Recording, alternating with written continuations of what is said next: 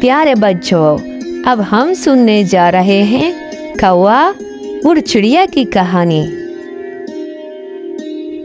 एक था कौवा। कौवा कैसे करता है? कौ कौ कौ कौ कौ कौ। और एक थी चिड़िया।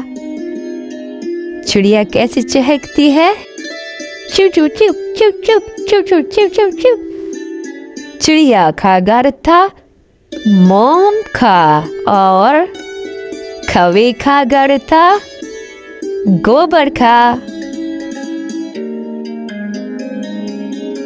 एक दिन यूं हुआ, बहुत तेज बारिश हुई। कैसे हुई? बहुत तेज और बहुत ज्यादा बारिश हुई। उसमें कौवे का घर बह गया। वो वहां से चिड़िया के घर आया और दरवाजा खटखटा कर बोलने लगा, चिड़िया दीदी, क्या मैं तुम्हारे घर आ जाऊं? आ जाऊं? आ जाऊं? चिड़िया बोली, नहीं मेरे कौवे दादा, आप मत आइयो। मैं अपने बच्चे को नहला रही हूँ। आप थोड़ी देर बाद आ जाना। कौवा उड़ गया और थोड़ी देर बाद वापस आया, स्वीं, और वापस बैठ गया और फिर बोला, चिड़िया दीदी, क्या मैं तुम्हारे घर आ जाऊं? आ जाऊं? आ जाऊं? फिर चिड़िया बोली, नहीं रे मेरे कौवे दादा, आप मत आइयो। मैं मेरे बच्चे को दूध पिला रही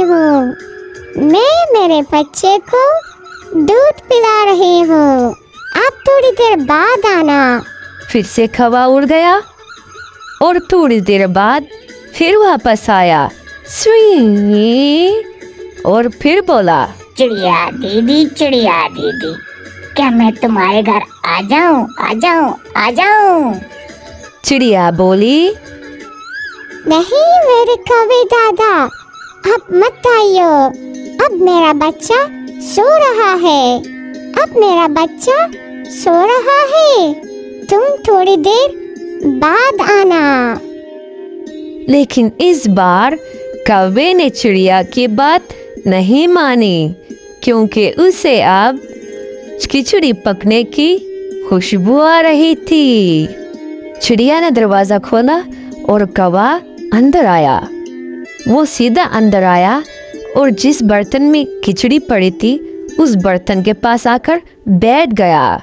जैसे ही वो थोड़ा झुका तो पीछे ही उसके पूंछ ने आहट पकड़ ली।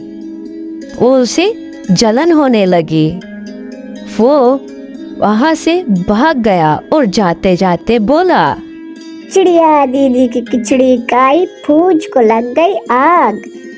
चिड़िया दीदी की खिचड़ी खाई, पूंछ को लग गई आग।